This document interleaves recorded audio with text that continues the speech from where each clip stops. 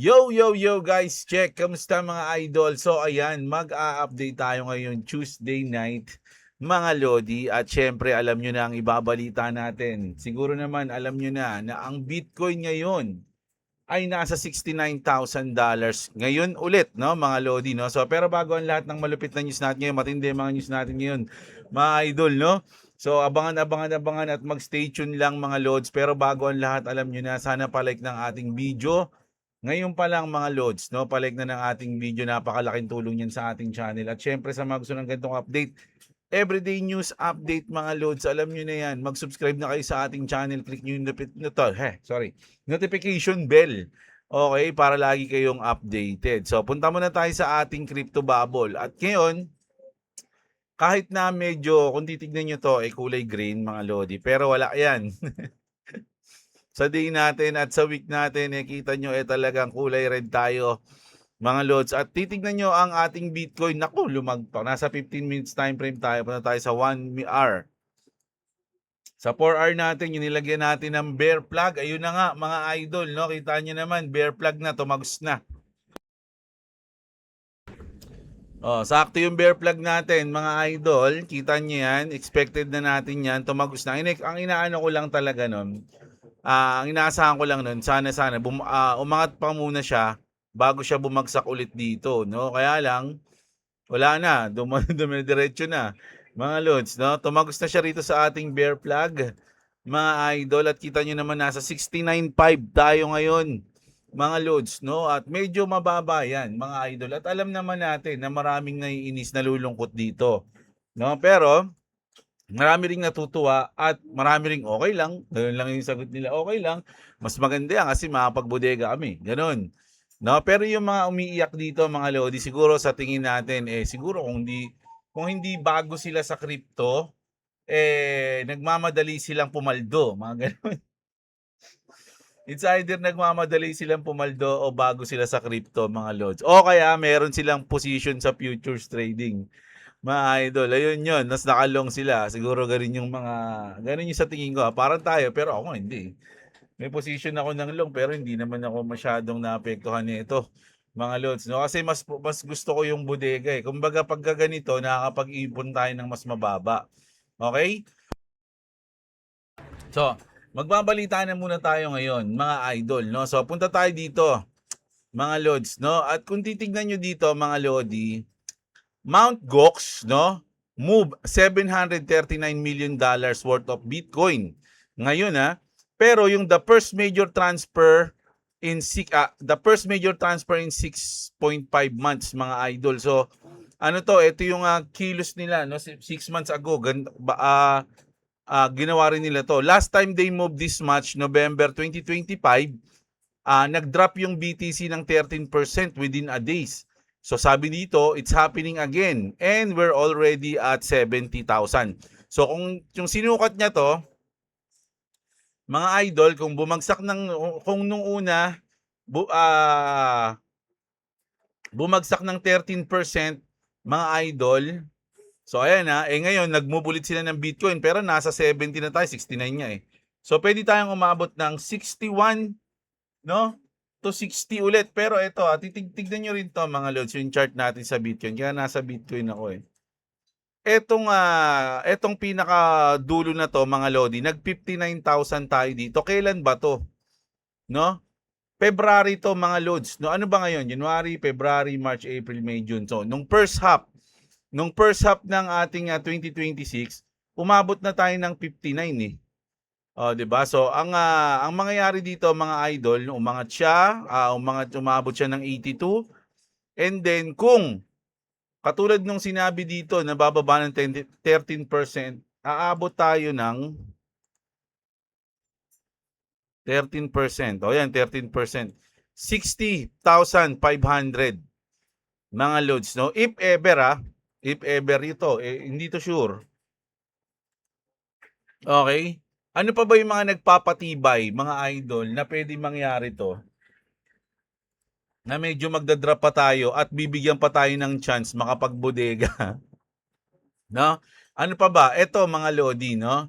June is statistically the second worst month in BTC history. Average return lang 0.38%, median return 0.49% lang. Only September is worst and June 2026 just opened with negative 3.56% in a single day. Grabe, mga idol, no? So, imagine, no, isa ang pangalawa sa pinaka worst month sa Bitcoin is yung June. Ano ba yung una? September yung una, mga lods, no? Kaya nga may kanta sila na Wake Me Up When September Ends pagdating sa crypto eh. Mga idol eh. No? Ito daw ang pinaka-bad. No? Pero pagdating sa July, medyo lamang ang positive ng July. 1, 2, 3, 4, 5, 6, 7, 8, 9. 1, 2, 3, 4 lang ang negative sa July. Pero sa June, ang dami.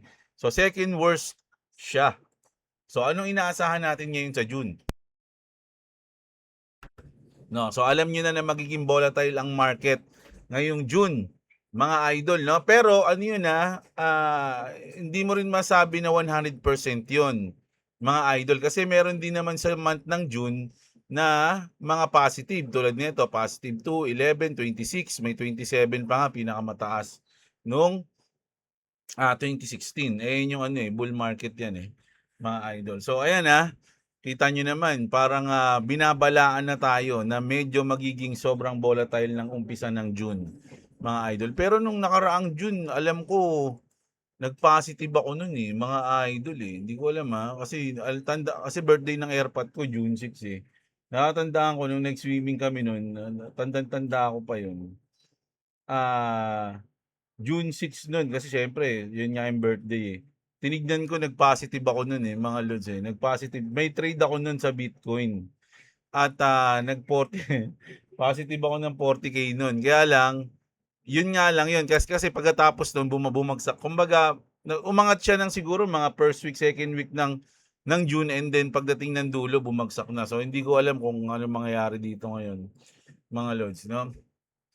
So, ayan, grabe. So, tignan natin ngayon ang mga susunod na balita, mga idol. Eto, Kalshi files for XRP and Dogecoin perpetual futures products.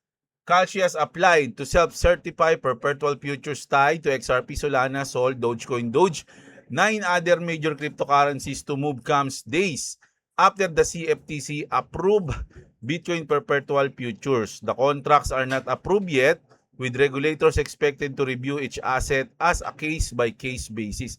Nag-apply pa lang po sila o nag-file yung Kalshi. Pero, syempre, goods na yan. Pero ito, malupit to, mga idol. Swift launches a new cross-border payment framework with 50 plus bank. Alam ko, nasabi ko na sa inyo to, mga idol. Pero alam ko, pag pinindot ko itong back, may kita ko, ayun, mga lodi, no? So, etong mga bangko na to, kasama to sa mga including JP Morgan, HSBC, Citi, and BNP Paribas promising instant settlement, fixed fees, end-to-end traceability across major resistance corridors by end of June. So, gagana na sila. Pero sabi nga dito ni Diana, Ripple, JP Morgan, Citi, HSBC, Swift, probably natin kasi mga lodi dokumentado na yan. JP Morgan, Ripple cross-border payment pilot, HSBC custody via Ripple-owned Metaco, Citi shared ledger routing. So, kumbaga, parang ang pinapahiwatig lang dito, Swift, no? Yung ila-launch nila na yan, malamang konektado o maapektuhan yung Ripple dyan dahil yung mga bangko na yan, partner na ng Ripple, mga idol, at baka gamitin na yung, alam nyo na, mga loads, no? So, ayan yun, no? Tapos, isa pang good news to. RLUSD is now live in Turkey through new partnership. Tatlong major crypto exchange to, mga lodi. Yung Bilira, Bitexen, and Bitlo. Access to a 1.3 trillion economy, nearly 200 billion in annual crypto volume. RLUSD market cap reach 1.7 billion. More global liquidity and institutional adoption. Ripple also expands XRP ledger education and research in Turkey through Istanbul Technical University. Isipin nyo mga idol, pinag-aaralan yung Ripple Hindi pala, yung XRP Ledger. No? Then, expand yung education and research in Turkey through Istanbul Technical University. Tignan nyo naman, di ba? So, Ripple continues expanding RLUSD global footprint. So, ayan ha, mga lods ha. Ako, nagbinabasa lang natin yung mga trending news ngayon ha. Hindi natin hina-hype kasi dokumentado naman yan. Yung iba kasi sinasabi, puro ka lang hype, pini-fake news mo. Pero, fake news daw. Ang kukulit no? Pero totoo yan, kahit i-search nyo pa. 'Di ba? So, yes, sabi nga rito, yes, RippleNet powers real-time currency exchange and instant transfers to KFH Turkey from Kuwait Finance House KFH. O yan, dokumentado yan. Hindi yan fake news, mga lodi. Ripple pa mismo yung nag-post niya, no? 'Di ba? RLUSD available in Turkey through 3 new partners. So, ayun yan, binanggit natin kanina, 'di ba? Tapos, asa na tayo? Ayan. 24/7, eto mga lodi napagtaka, may nag-post Nung nag-post yung partnership ng ano ba yon, ng DTCC sa XLM, nag-pump yung XLM. Pero yung nag-announce yung CME Group, mga idol, negative pa rin yung XRP. 24/7 regulated crypto futures and options trading are here through CME Group, and Ripple Prime is a day one clearing partner. Institutional demand means institutional infrastructure. Build for always on markets, mga idol, no? Ayan, no? Napakalaki nito, mga idol, no? I mean, napakalaking balita niyan, mga idol, no? Pero sabi nga nila, may nag-hold ng price ng XRP mga idol. Pero hindi naman importante na yun sa akin ngayon, mga loads, no? Kasi lahat ng good news na yan, kakagat na yan kapag yung Clarity Act pumasa na, mga loads. Hanggat maaari nga. Sabi nga nung isang matalinong ermitanyo, kung alam mo, sabi niya, kung alam mo yung purpose o kung saan gagamitin yung XRP sa future, hindi mo hihilingin na tumaas yung XRP ngayon. Ayun yung sinabi niya. Mas magandang wag mo munang pataasin kasi pag pinataas mo na, hindi ka na makakabili ng madami. Ayun yung sabi nila, di ba? Ito nga mga lods, ito pahiwatig lang to Kasi ano to Fox News to, mga idol nakalagay dito, this is a celebration of our first 25. The stage is set. Some artists is still planning performance. So tingnan niyo yung dulo nito, mga lodi. Parang may pahiwatig daw no. Ayun no, the stage is set. Ayun pa yung nakalagay sa caption, di ba? Di ba parang Ripple yan? Ba't may ganyang logo dyan? Ba't yung ilaw naman puro ganito? Ba't biglang nagkaroon ng ganyan? Ngayon lang yan sa Fox News mga lodi. Siyempre, tuwan-tuwa na naman yung mga ating mga dyan, Riddle Master, mga idol, no? Mga Riddle Master, nagpahiwating. Ito, medyo malungkot tong news na to. Hindi ko alam kung ano yung nangyari dito. Nabalita ko, na update lang tayo dito Etong nagsasalita na to, basahin natin this man lost $3 million in XRP life-saving overnight. Imagine $3 million na halaga ng XRP. Si Brandon woke up one morning and opened his wallet. 3 million worth of XRP gone. 8 years of savings vanished overnight. He thought he was safe kasi nasa cold wallet. Ayan, ito, papaluanan ko sa inyo maximum security, but it was connected to the internet the whole time, mga idol. Connected siya sa internet Alam nyo ba yung cold wallet ko nakabound sa lupa ngayon? Once in a blue moon ko lang, halos di ko na nga tinitignan yun mga lods. Once in a blue moon lang yun, mga lodi. The hacker didn't waste a second. XRP bridge to Tron, split across hundreds of wallets, laundered through a network tied to trafficking and scams. Untraceable, unreachable, gone forever.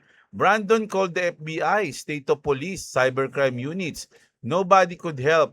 He's 54. There's no starting over. One confusing product label cost him everything. In crypto, there are no second chances, mga idol. Tandaan nyo yan. Ayan yun, no? Mga lodi, si Manong, no? Ako kasi mga lodi, kaya nga yung ating cold wallet, no? Alam niyo naman na meron tayong cold wallet eh. Sa mga gustong bumili o mag-order ng cold wallet, mga idol, andyan yung link natin. Sabi ko nga sa inyo eh, lahat na makakatulong sa inyo pagdating sa crypto nandyan sa baba ng description natin. Andyan lahat ng link. Legit lahat yan, mga idol. Walang phishing link dyan, mga lodi. Check nyo lahat ng link dyan. So, kung gusto nyo umorder ng crypto wallet, andyan yung link ng Crypto Bilis, mga idol, no? Nagdi-deliver yan nationwide. At bago ko kinuha yung link na yan, mga idol, hindi lang ako nag-email diyan na pengi ako ng link nyo para sa mga audience ko ganito para makasure. Hindi. Mga idol, pumunta ako doon mismo sa office nila para siguraduhin na safe yung link na yan at doon na rin ako bumili ng cold wallet, mga lodi, no? So, kapag yung cold wallet nyo, kasi ang nakakapag-ano ka sa kanya, bakit nakakonekta siya all the time sa internet, 'di ba? Bakit mo siya ako kasi mga idol, titignan ko lang yun eh. Actually, sinisilip ko nga lang yun kung nandun pa eh. Titignan ko kung nandun pa, tapos na. Ganun lang, mga lodi, tanggalin ko na sa internet, tapos na. I-disconnect ko na. Ganun lang ako, mga lods. Wala akong ibang, hindi ko pinapatagal yun. Pera na lang ako, mag-withdraw ako. Pinakamatagal nun, nag-withdraw kami, nang bumili kaming sasakyan. Ay yung pinakamatagal nun eh. Kasi syempre, hindi mo naman isang beses lang, hindi ka lang, basta, medyo masalimutin pag-withdraw ko doon. Oh. Pero goods na goods pa rin yun. 'Di ba? So, ingatan nyo kahit may cold wallet kayo, hindi yan imposibleng ma-compromise kung lagi naka-konekta sa internet, mga idol, no? So, ingatan nyo yan. Ako na, isipin nyo, 54 years old na siya. Sabi niya, there's no starting over. Pero, nakakalungkot talaga yun, mga idol. Pero kung kaya niya pa sigurong, alam mo yun, mag-ipon na lang ulit. No, eh. Pero, hindi ko alam eh. Kasi habang nag-iipon ka ulit, mararamdaman mo yung panghihinayang mo dyan. Sana lang tibayin niya yung loob niya, mga idol, no? Kung crypto yung nagpalugmok sa kanya, malay mo naman, crypto rin yung mag-ahon sa kanya. Huwag lang siya mga hack. Baka bumawi, eh, no? Pero, ayun talaga, mga lods, mag-ingat kayo, no? Sabi nga dito, in crypto, there is no second chances, mga idol. So, sulitin nyo, mga lods, no? I-research nyo mabuti kung ano yung mga dapat nyong bilhin, kung ano yung mga dapat nyong alamin, 'di ba? Ganun 'yun. Huwag kayong magpapapomo. Kunyari, umano lang, lumipad lang, okay na. Kumbaga, halimbawa, yung XLM. Actually, ngayon hindi ka, parang okay pa naman yung XLM, pwede ka pa naman bumili, pero kailangan mo na maghintay ng matagal kumbaga para sa future na. Pero kung mabilisang gain, hindi ngayon yung tamang pagbili sa XLM kasi umangat na siya eh. Para ka nang nagpa-FOMO nun, mga idol. Pero don't get me wrong, XLM sobrang astig niya. Sabi ko nga sa inyo, meron ako niyan eh. Kaya lang onti lang, no? Sobrang kasama yan sa mga inaral natin na coins. Kaya napaka-solid niyan. Pero mali kasi yung sinasabi na wala na XRP gano'n. Mas mali yung gano'n, mga idol, 'di ba? Sabi nga nito ni King Balix, eto mismo, mga lodi, ano 'to, ISO yan, mga lods, no? Stronghold, let them tell you themselves. Sabi rito, mga idol, XRP and XLM are the body members of the new ISO standard. While wannabe retard says XRP isn't ISO, sabi dito. Ayan, sinabi niya mismo yan. Gusto niyo ba marinig? Sige, parinigdahan natin, mga idol. Baka sabihin niya fake news eh. Consistency and interoperability between systems. Adopting ISO 20022 could increase the use of cryptocurrencies that are compliant with it. Two cryptocurrencies that are members of the ISO 20022 standards body are Ripple's XRP and Stellar Lumens. Recognizing the value of ISO 20... Diba? ISO na mismo nagsabi, mga idol, no, na ang dalawa yung member ng ISO standard, XRP and alam nyo na, XLM. Okay? So, ito pa isalas natin, mga lodi. May puno si Vincent, so tinagalog ko na lang. Ano ibig sabihin niya? Number 1, mga idol, sa post niya, sinabi niya na kontrolado na ang lahat ng regulatory agencies. Ano-ano yun? SEC, CFTC at iba pa. Nauna nang nangyari yan, mga idol. Makakapasa ang Clarity Act. Ito ay batas na magbibigay ng malinaw na regulasyon sa mga digital asset. Magiging batas ito para protektahan at hikayatin ang mga crypto sa US. May event hindi tiyak. Pero malamang malaking pangyayari sa merkado o politika na magpapabilis sa lahat. Parang ganun yung sinasabi niya rito ng mga mangyayari eh. Pipilitin ng Kongreso na agad maipatupad ang Genius Act at Clarity Act. Ang Genius Act ay batas na nagre-regulate sa stablecoin tulad ng RUSD at RUSDT. Lalaki ang stablecoin issuers, mga kumpanya na naglalabas ng stablecoin kahit batay sa utang o debt. May mga kumpanyang handa na mag-ayos nito gamit ang teknolohiya at lisensya. Dadagsa ang kapital mula sa trade deals at produktibidad. Lahat ng nakabinbin na mga kasunduan sa kalakalan ay tutulungan ang daloy ng pera patungo sa kripto. Lalabas ang BRICS unit. Ang mga bagong currency o unit ng BRICS currency, Brazil, Russia, India, China, South Africa at iba pa, para sa international trade. Malaking swap ng backing, palitan ng backing ng stablecoin mula sa utang papunta sa tokenized asset at securities, no? Sasagutin ng Fed ang utang, ibibili ng ginto ang utang at re-revalue ito para mabayaran ang mga trusted parties. Magiging pinakamalaking may hawak ng utang ang Fed. Negosasyon ni Trump, bawasan o alisin ang utang at interest payments. Nakalahati ng budget, walang gagamit ng Fed notes. Bawal ang CBDC, kaya babaluktot ang Fed. Samantala, lahat ay nakikipagtransaksyon gamit ang stablecoins. Pinananatili ang halaga ng pera habang nagaganap ang pagbabago. Resulta, isang asset monetary system na lahat ay nasa blockchain o on-chain na, walang fraud, at magsisimula ang muling pagtatayo ng sistema. Kumbaga magkakaroon tayo ng bagong financial system. Buod sa sinasabi ng post na handa na ang daan para sa XRP na maging sentro ng bagong financial system. Kapag nangyari ang lahat ng ito, mula sa bagong batas, Clarity Act at yung Genius Act, tokenized assets, BRICS hanggang sa pagbagsak ng lumang Fed system, ang mga may-ari ng XRP ay mananalo ng malaki dahil gagamitin ito sa cross-border payments at global trade. Ito ay opinion ng isang XRP community member, hindi garansya to. Tama yung opinion lang to ni Vincent. Kilala niyo naman yan si Vincent, mga idol, no? Tanong ko lang. Kung sakaling magkatotoo ang mga sinabi niya, magkano ang magiging presyo ni XRP? Tanong lang natin bago tayo magtapos. Kung magkato ang buong senaryo ni Business Cat, anong posibleng presyo?